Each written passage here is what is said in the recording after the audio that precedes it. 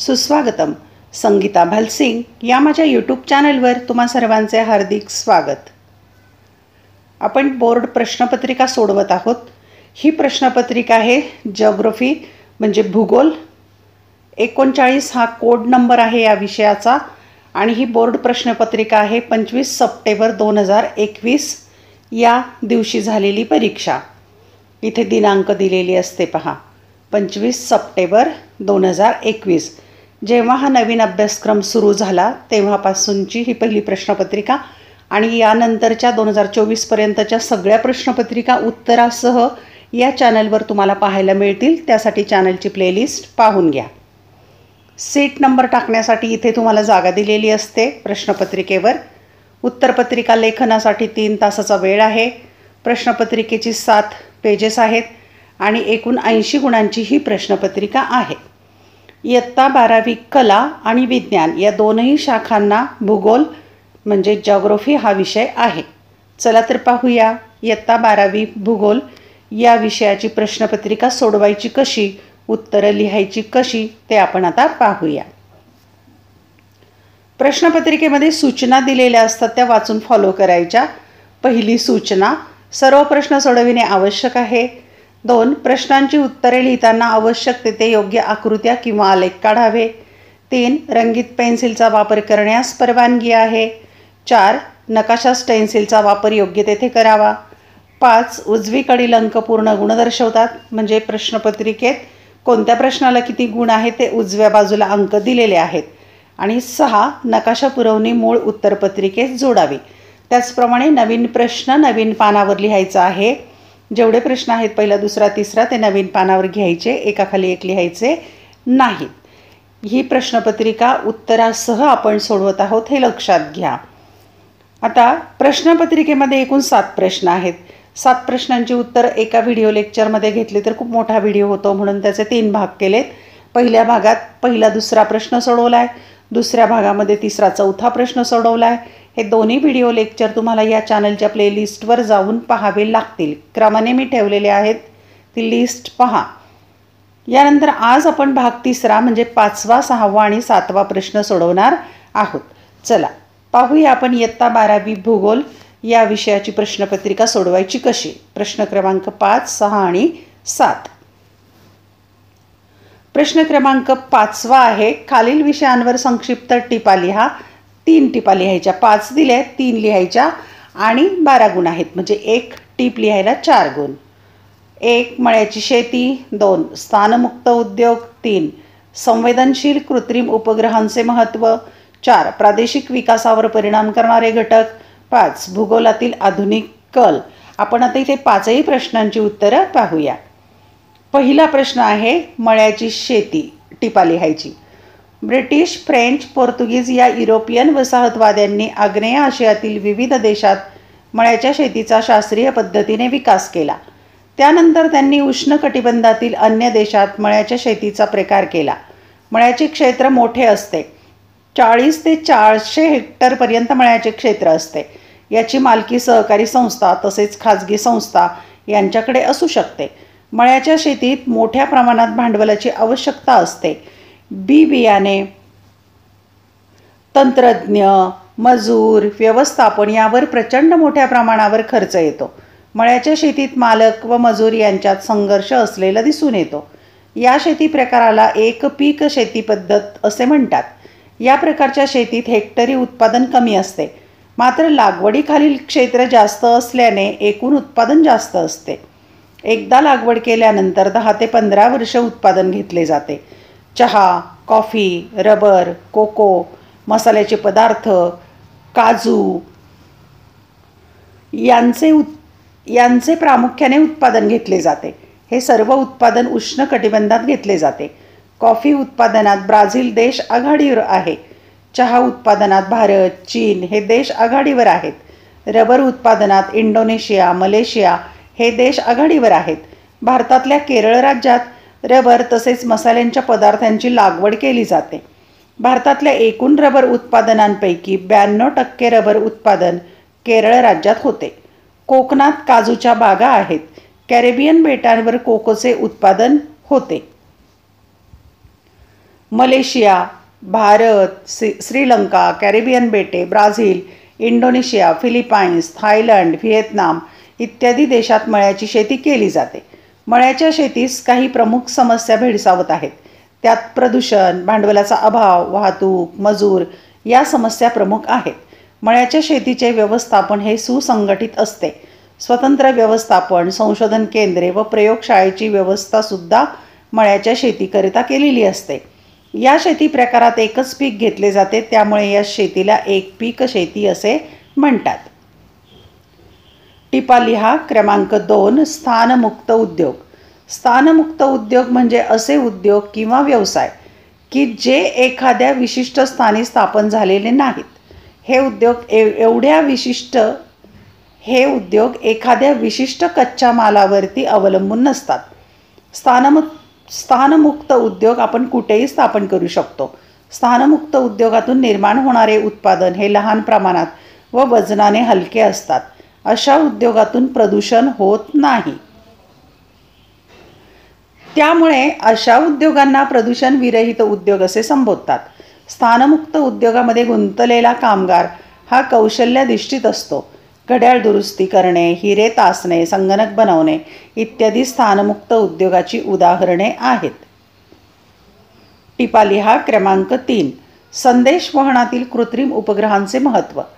कृत्रिम उपग्रहाने संदेशवहन क्षेत्रात क्रांती घडवून आणली आहे. कृत्रिम उपग्रहाद्वारे दूरध्वनी, दूरमुद्रण, आकाशवाणी, दूरदर्शन या प्रसारमाध्यमांचे संदेशवहन अत्यंत जलद गतीने विस्तारित झाले. त्यामुळे रेडिओ व दूरदर्शनच्या विविध वाहिन्यांचे प्रसारण, उदाहरणार्थ शैक्षणिक दूरचित्रवाणी आपणास दिसते. याशिवाय उपग्रह हे बहुउद्देशीय असून हवामान, भूगर्भ रचना, वनस्पती, भूजल साठे, खनिज साठे, पिकांवरील टोळधाड, शेती, आरोग्य, विमान वाहतूक, नैसर्गिक आपत्तींचा अंदाज घेण्यासाठी, उदाहरणार्थ चक्रीवादळ इत्यादीबद्दलची माहिती संकलनाचे काम कृत्रिम उपग्रहाद्वारे केले जाते. अवकाशात सोडलेले अगणित कृत्रिम उपग्रह अहोरात्र संदेशवहनाचे काम करतात. यातून पृथ्वीवरील विविध नैसर्गिक व मानवी घटकांबद्दल माहिती मिळवली जाते. उदाहरणार्थ रोजची हवेची स्थिती, आवर्त, हवामान अंदाज, एखाद्या ठिकाणचे अक्षांश रेखांश मिळवणे इत्यादींसाठी उपयोग होतो.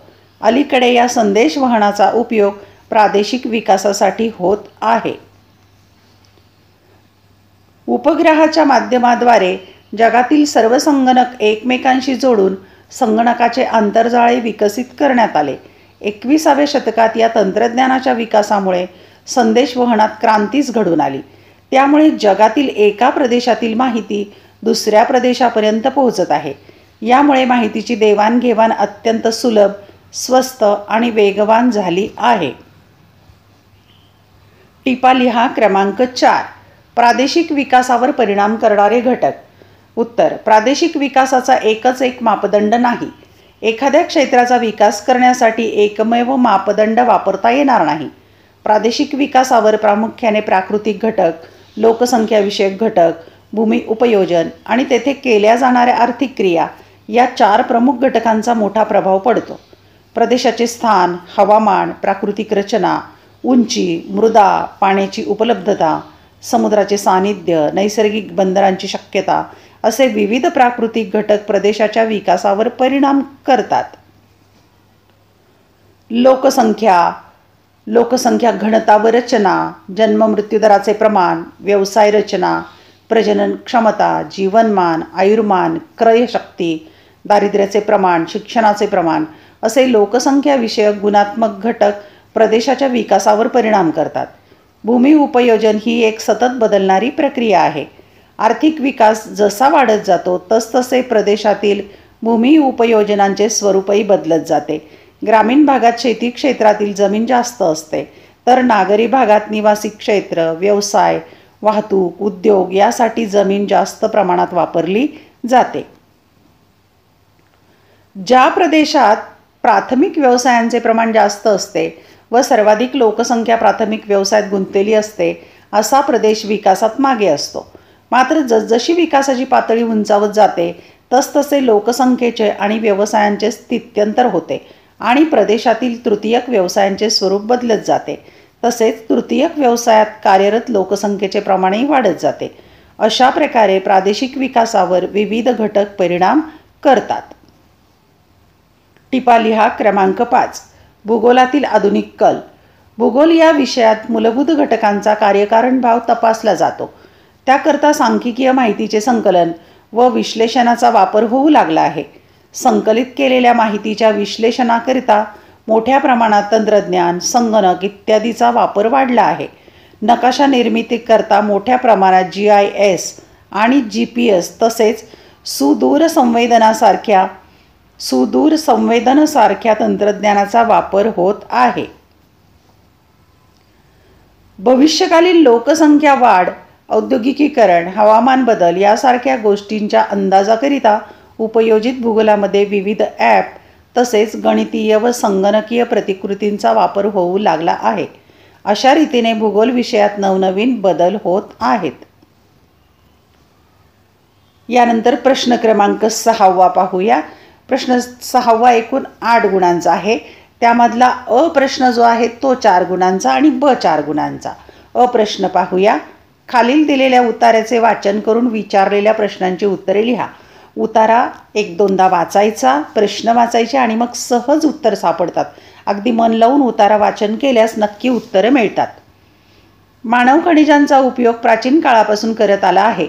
हत्यारे, अवजारे, दागिने, भांडी, औषधे इत्यादी तयार करण्यासाठी खनिजांचा वापर केला जात असे. मानवाच्या सांस्कृतिक उत्क्रांतीचे वेगवेगळे टप्पे ही त्यांच्या खनिज वापराशी निगडीत आहेत.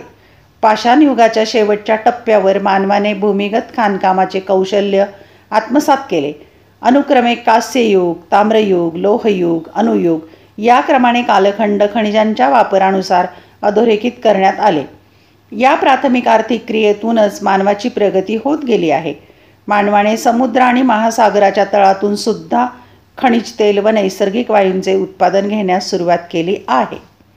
आता यावर 4 गुणांच्यासाठी 4 प्रश्न दिलेले आहेत. आपण उत्तरे पाहूया.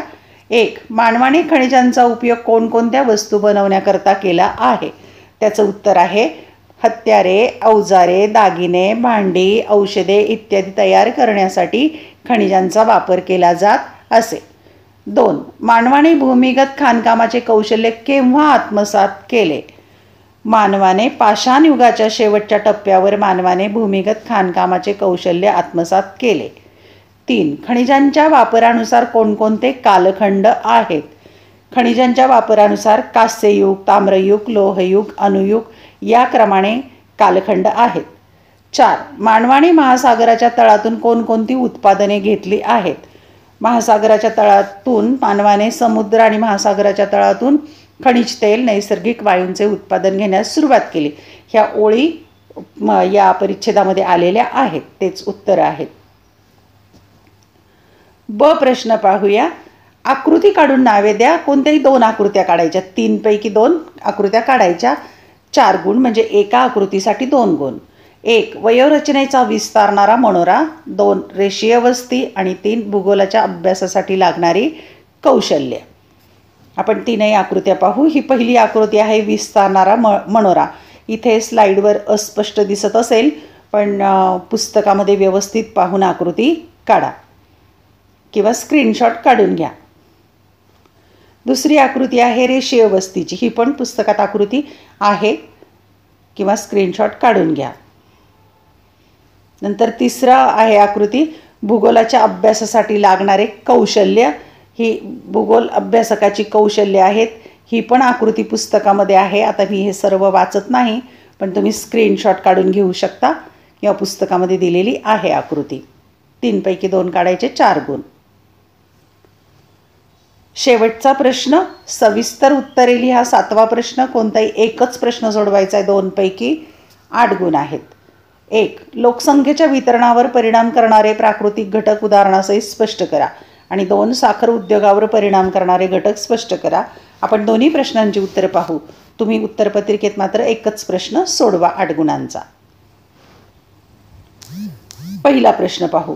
लोकसंख्येच्या वितरणावर परिणाम करणारे प्राकृतिक घटक कोणते? उत्तर: लोकसंख्या वितरणावर प्राकृतिक व मानवी घटकांचा परिणाम होताना पाहावयास मिळतो. जगात मानवी जीवनास पोषक व आरोग्यवर्धक हवामान असलेल्या ठिकाणी मानवी लोकसंख्या एकवटलेली आहे. त्यात विविध घटकांचा समावेश असतो. मानवी लोकसंख्या वितरणावर परिणाम करणारे घटक पुढीलप्रमाणे आहेत. क्रमाक्रमाने घटक पाहूया. त्यातला एक, प्राकृतिक रचना किंवा भूरूपे. मैदाने किंवा सुपीक खोरे. मैदानी प्रदेशात पाण्याची उपलब्धता व सुपीक मृदेमुळे शेती व्यवसाय विकसित झालेला असतो. त्यामुळे तेथे शेतीवर आधारित इतर व्यवसाय विकसित होतात. रोजगाराच्या संधी अशा प्रदेशात जास्त असतात. त्याचबरोबर वाहतूक मार्गाचा विकास व उत्साहवर्धक हवामान यामुळे मैदानी प्रदेशात लोकसंख्या जास्त असते. उदाहरणार्थ गंगा, सिंधू नदी, मैदानी प्रदेश, यांगत्से व मिसिसिपी नद्यांचे खोरे.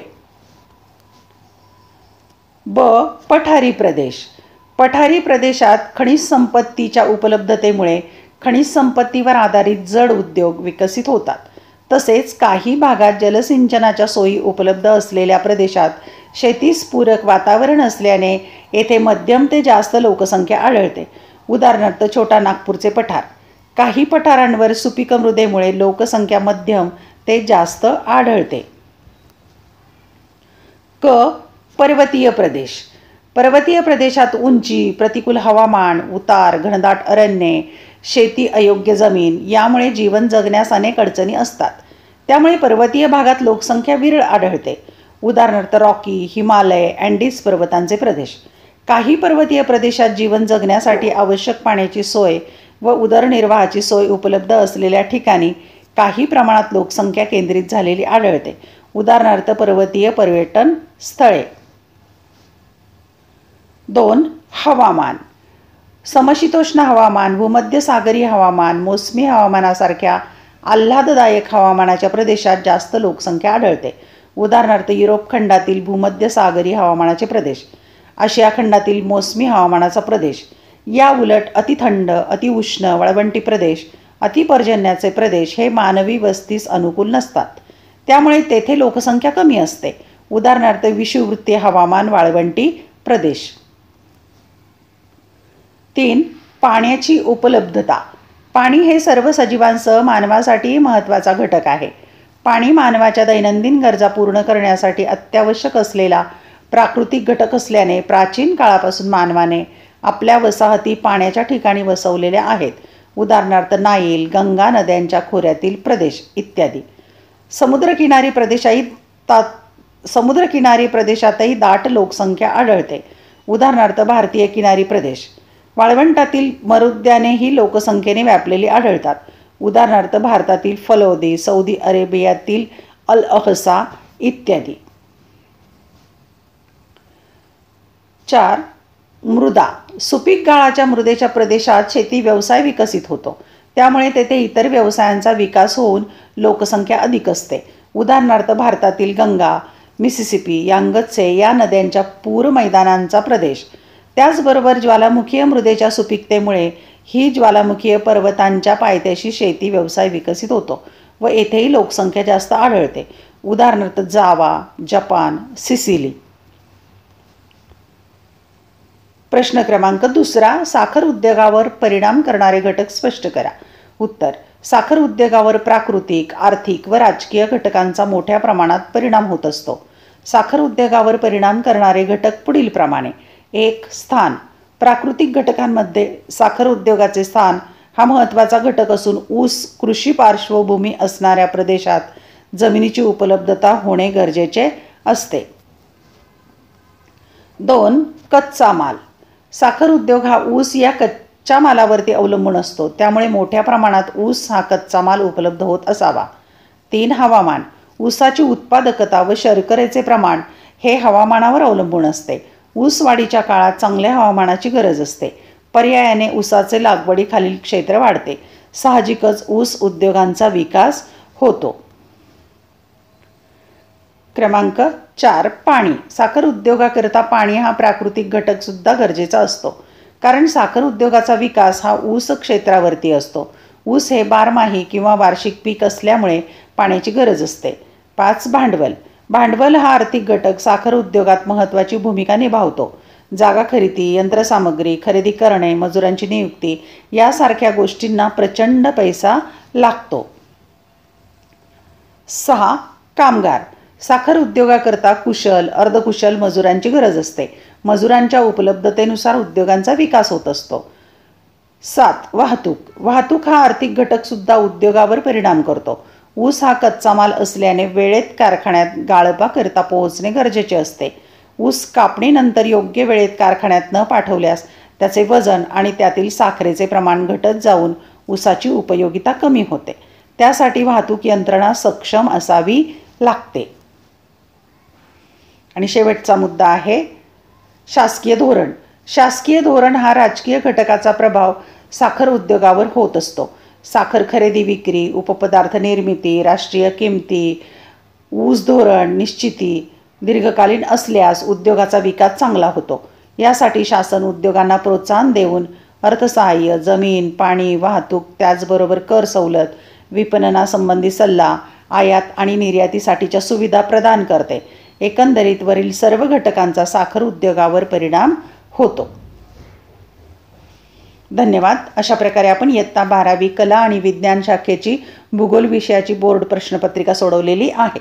व्हिडिओ लेक्चर आवडल्यास लाईक, कमेंट, शेअर जरूर करा आणि चॅनल सबस्क्राईब करा, म्हणजे मी नवीन व्हिडिओ पोस्ट करेल त्याचं नोटिफिकेशन तुम्हाला मिळेल. अभ्यासासाठी शुभेच्छा.